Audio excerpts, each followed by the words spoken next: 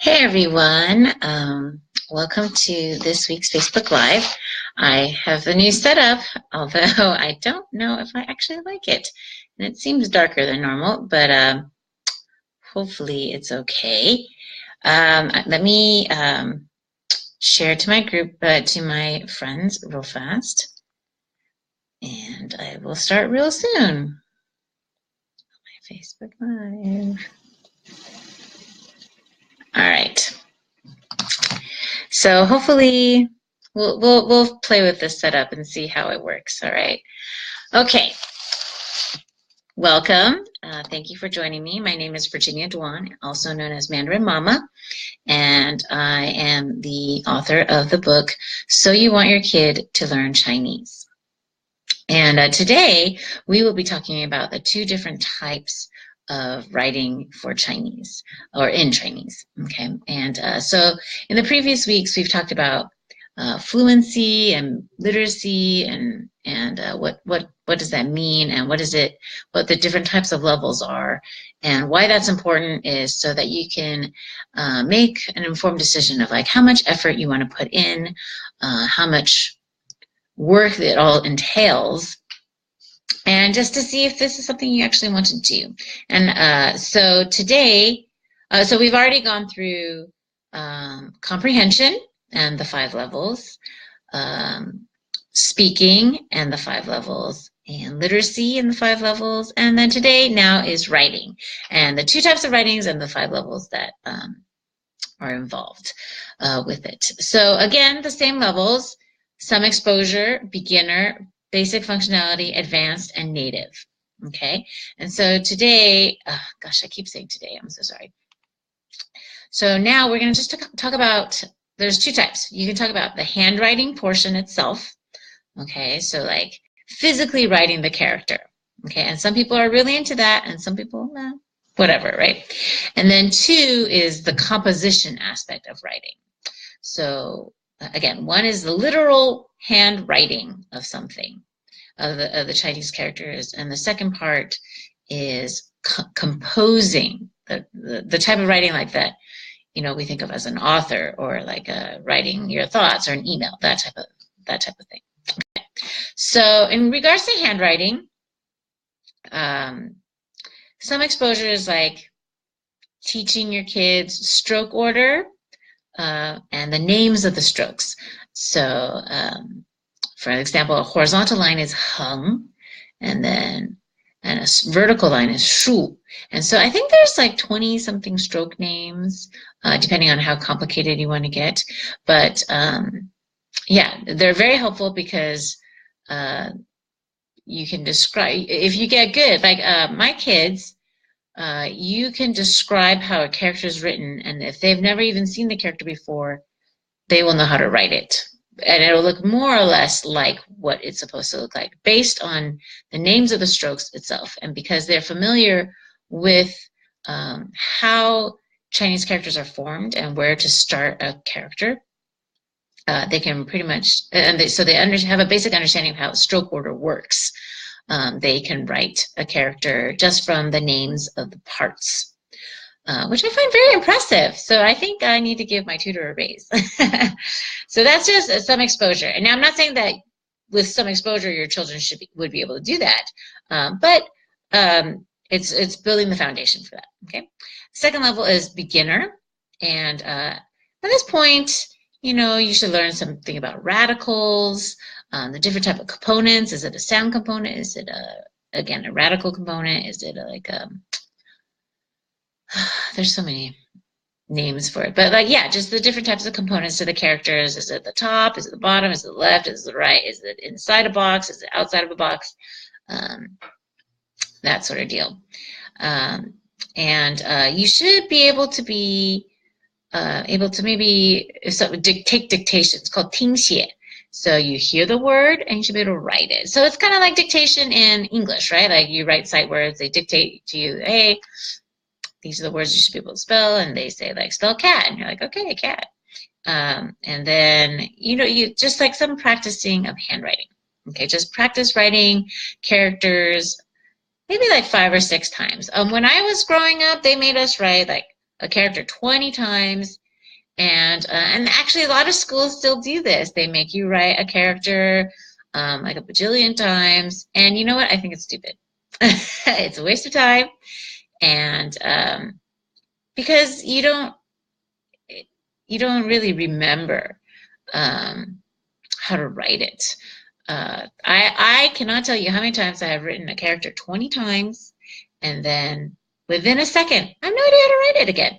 So yeah, I would just maybe write it 5 or 6 times and have them intentionally write it.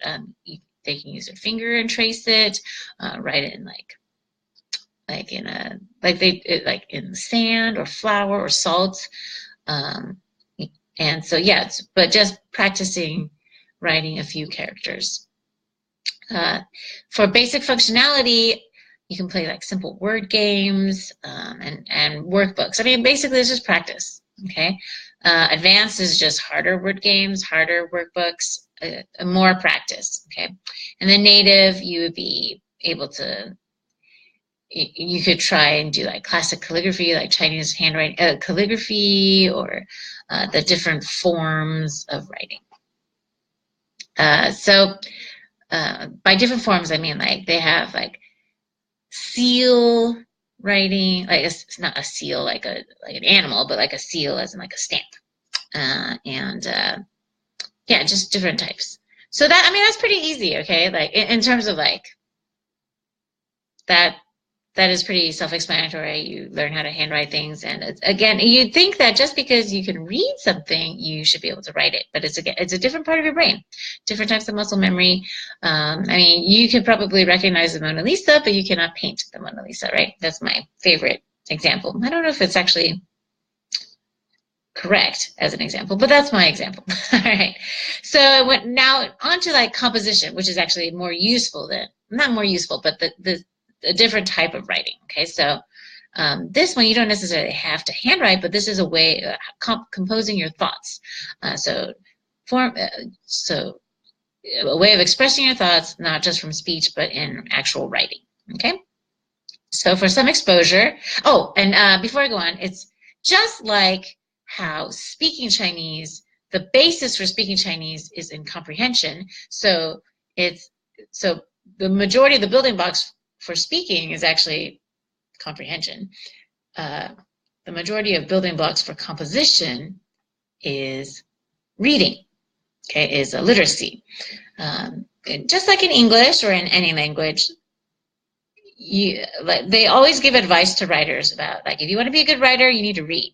And what should you read? You should read a lot. And you should read whatever. You should read as much as possible, because that is the only way to get the prosody of a language, like the rhythm, the innate feel of something, to capture a voice or the way a language works. Okay, so just like we all can tell the difference between, like, say, a children's story or like a newspaper article. The tones are different. How you write it is different. A personal essay, personal articles. Or like, say, something like an academic writing or a laboratory writing or a professional writing. So there's all different types of writing, okay? So we all kind of basically understand that. And the more you're exposed to a certain type of writing, the more you can like mimic how it's supposed to sound, okay? So that's what I mean. And that's why the way to expose your children, so for the first level, which is some exposure, it actually has no writing whatsoever. It's actually read. Okay, the best way to give your children exposure to be able to write is to read. Okay, the second level is beginner again, and your children need to learn like 注音 or 拼音. The reason why we do that is because, again, Chinese is a symbolic language. Each character represents a word or a part of a word. You either know it or you don't. Okay, so in English, when kids are first learning how to write compositions, they don't want, the trend is now to like not have your kids have perfect spelling, but just have like a fuzzy spelling. I'm not quite sure what it exactly is called, but like, say they can't spell rhythm. or they're not sure how to spell rhythm. Instead of like making them stop and look it up in the dictionary, they just spell it as best as they can. Like maybe they spell it R-I-T-H-M instead of R-H-Y-T-H-M. Okay, so that's the idea. So now if you're writing Chinese characters and you don't know how to write the character, the only way you really can represent that character is to write it in Zhuyin or Pinyin because they're phonetic. And if you know the phonetic system, either phonetic system, then you can write the character you need without actually knowing how to write that character. So that way, again, you don't interrupt your flow of thought and you can learn how to write sentences or compose essays. Also, again, recommend you continue reading. You need to read lots and read more. Read all types, nonfiction, fiction. Read as much and as broadly as possible.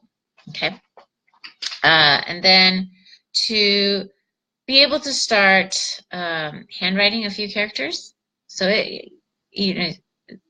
just to be able to know how to express simple thoughts. And to be able to express those simple thoughts and to write it, you actually need to know how to write those characters. Okay, so the third is basic functionality. Sorry, I keep looking at these notes because there's a lot. Is to continue reading. Read more, read harder books. Read books on a level up. Again, read. The more you want to be able to do good writing, the more you have to read. Okay, you need to get a tutor probably, unless if you're a native speaker and you're a native writer and you know Chinese grammar and you know the way to. Something I did not know, which is that Chinese writing is actually a lot more formal and a lot more flowery than speaking. So it's a lot different.